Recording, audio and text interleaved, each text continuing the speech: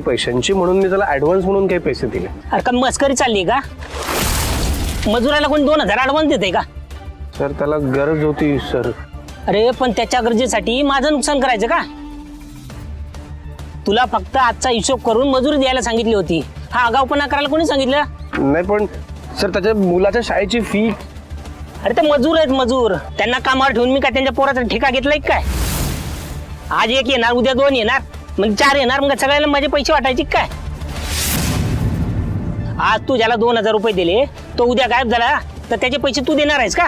Sir गायब का होईल तो? उद्या सकाळी कामाला तर येईलच ना परत. अरे कुठल्या जगातून आलायस तू? थांब तुला डेमो देतो. ए रम्या, परश्या, संध्या इकडे या. आता मला सांग, कोणाला पैसे दिले तू? गणूला दिले होते, पण गणू कुठे आहे तो गणू? कुठे दाखव, याच्यातला गणू कुठला आहे तो दाखव. गणू नाहीये सर इथे. साहेब गणू तर दुपारीच गेला घरी. काय?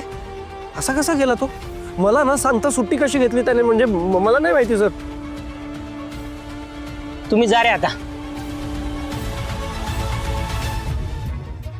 अरे बिंडोक, मला सांग, पळून जाताना कोणी सांगतंय का?